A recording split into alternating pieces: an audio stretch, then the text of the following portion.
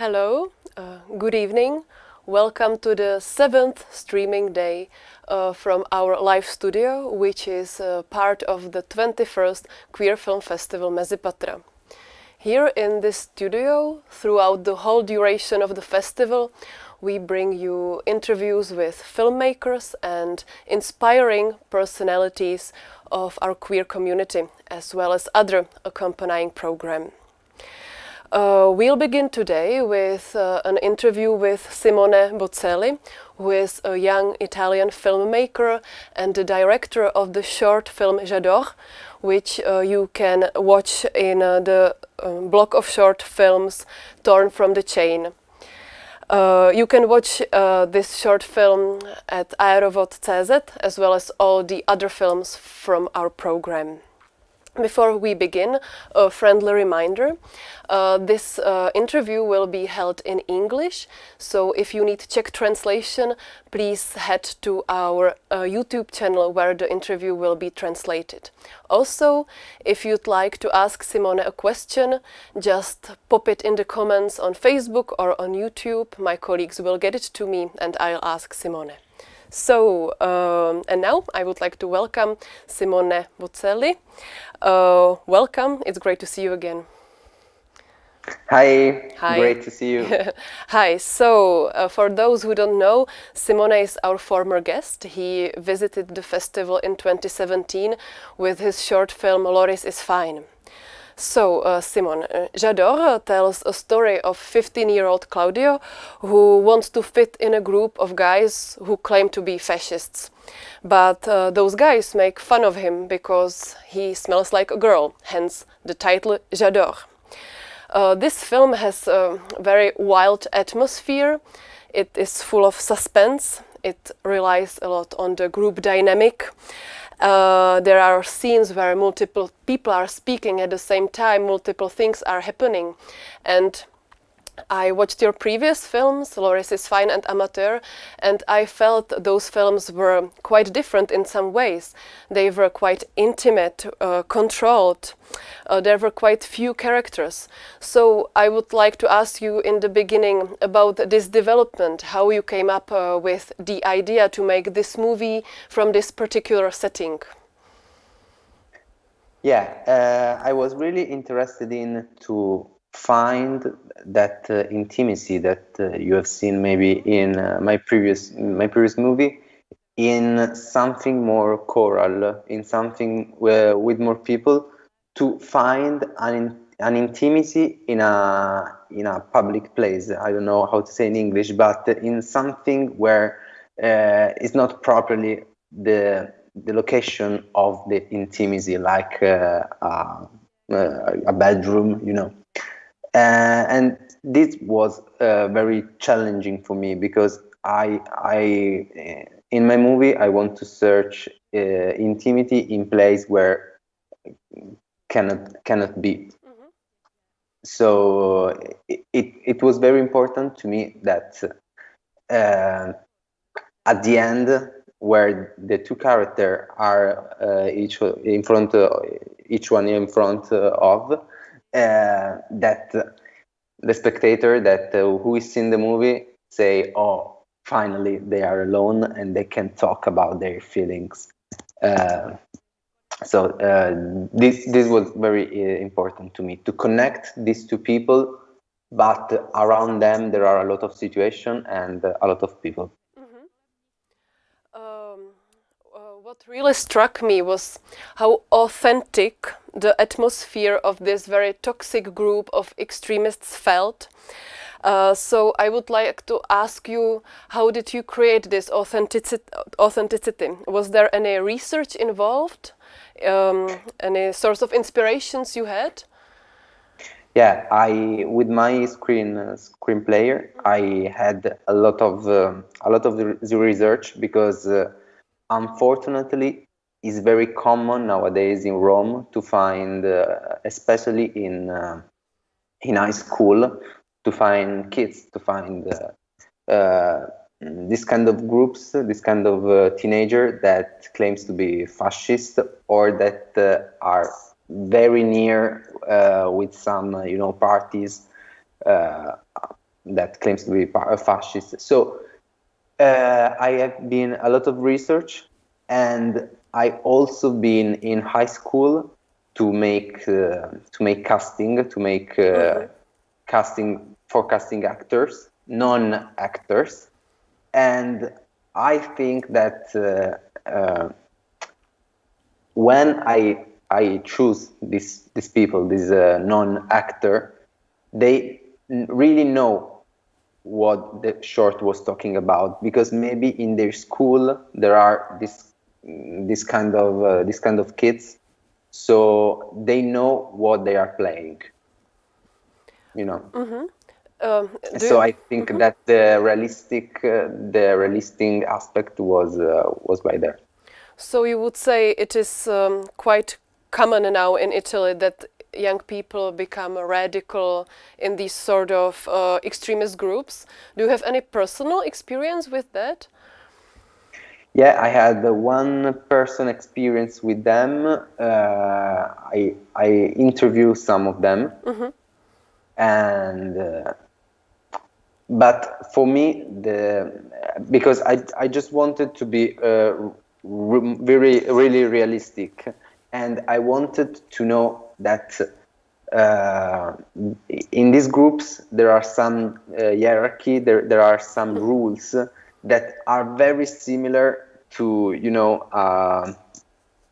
relationship rules. So and for me, the most important thing was to connect these power rules in the setting of the group, to connect them in the power rules between two people that are in love or in a relationship,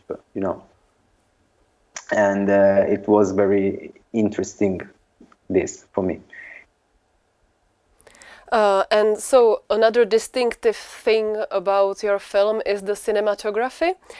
So I would like to ask you a little bit how you found your DP and how you collaborated with him, Kalum Begli, his name is. Yeah. Yeah, he is. He is. I'm in the National School of Italy, called the Centro Sperimentale di Cinematografia, and he is one of the DIP in another classroom. So we are 6 director and 6 director of photography, and we have to collaborate, of course, each other for our project. And I choose him because he was my bedroom near my bedroom is near him, and we started to talk. I had this idea.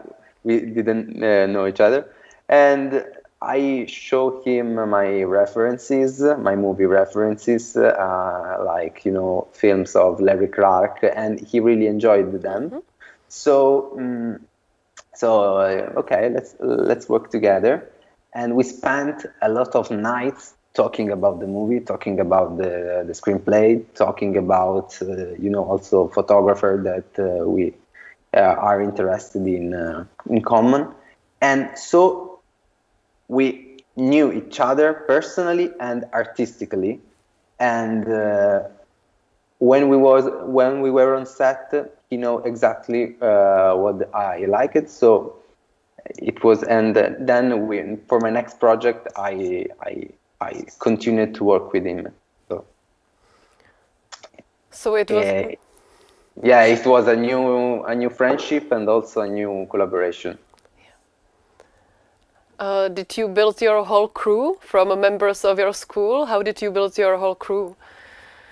Yeah, Yeah. all my crew was from my school, and proportionally are all friend of mine. Before they goes friend, and then they go professionally in my set. I don't know why. I need to be connected in other ways that is not cinema, also for work well together. So now I would like to ask about your writing process. So did you start with the character of Claudio, or did you start with the idea of the group? If you could describe the writing process of the script a little bit, that would be great. I started with the idea of the group, and above all, with the idea of the leader of the group, because I need to build a story. I need to build a word, a cinematic word, with something that I desire, that I can desire, and I can watch, behind the camera. So I need something that really inspires me. As something who desire. Uh, in the first screenplay, there wasn't this kind of things like the perfume, but there was this guy that had the long hair, and everybody was skinhead. And at the end, he cut his hair. But we didn't find nobody that no one actor that wanted to cut their hair in the while we are filming. So I had to change the screenplay because we didn't find anyone that that I liked that cut his hair for the film. And I think now it's better with the smell thing, because the smell, the perfume is something that a cinema doesn't exist. So I love to show in images that sensation, and also the photography, costumes, makeup can work for that, and it's really challenging because you can smell, you can have the feeling of the perfume in cinema. So you mentioned all the actors were non-actors, that you found them in high school. How did you work with them? Was there something that surprised you, for example? Yeah, I really love to work with non-actor because they gives you more than you expected. Because with actors, you have your idea and you work for, he has to be like this. But with non-actor, they are totally free, and what happened in front of the camera doesn't depend by you, depend by them totally. And for this I opted for the hand with the hand camera, because it was very difficult to say to them, okay, you have to be from here to from there, so you go where you want, I follow you. And I think that they give me more than I give to them.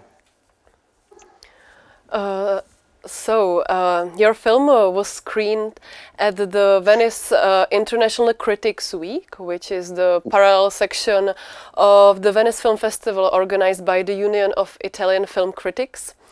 And where there it won the prize for the best short film. Congratulations on that. Thank you. I would like to ask you how you generally perceive the role of film festivals for young filmmakers like you. Do they help, and is there something more they could do to boost young filmmakers' careers? I think that in this particular moment, for example,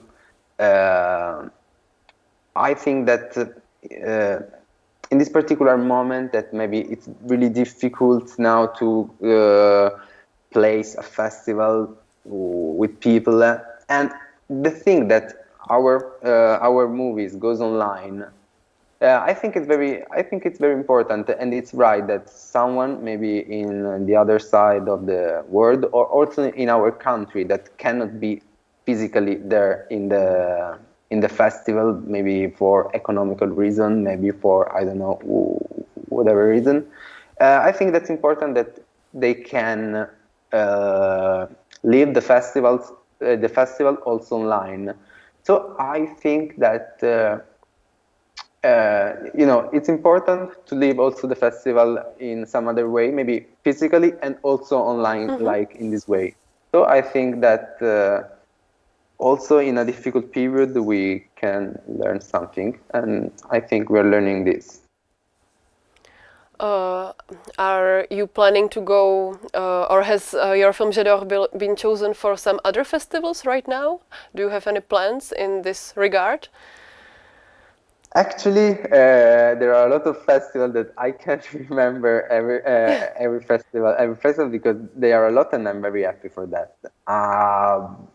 Now, in this moment, I'm on editing with my new short film, and I hope last short film. I want to, I want to shoot my first feature film. So.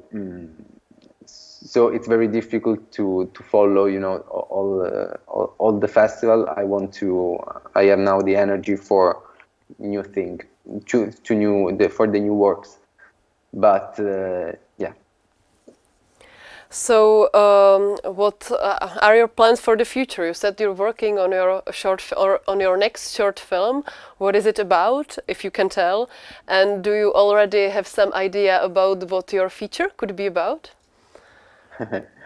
Well, my new short film, it's very different from Jador. It's like a comedy, a grotesque comedy, and it's all about a family and their toxic relationship. Each member of the family has a particular relationship with his son, the mother with his son, the brother with a friend, and they are like a big mosaic of relationship. And I want that my first feature film is like this short, but with more stories. More stories that collapse each other, and it will be named Jockey Games. Okay, so I think that is all from me. Thank you very, very much for joining us here. I'm sorry we couldn't be meeting in person, and Yeah, I me too. wish you the best of luck for your next projects. Thank you. Sorry for my bad English, but in Italy I we think don't it's study a lot perfect. of English. No, I think Thank you. it was great. Thank you so much. Thank you for being here. Thank you. Thank you. Goodbye. Goodbye. So, tomorrow we will welcome another filmmaker, this time a director of the short film Snake, which we are screening in the block of short films called It Will Pass. And in a little while, my colleague Veronika Hanáková will talk to Zita Hošujová, who is the organizer of the film festival Inakosti, which is a sort of Slovak version of Mezipatra. This interview won't be translated, it will only be held in Czech and Slovak. And before that, we will play our beautiful jingle one more time. Thank you for being with us.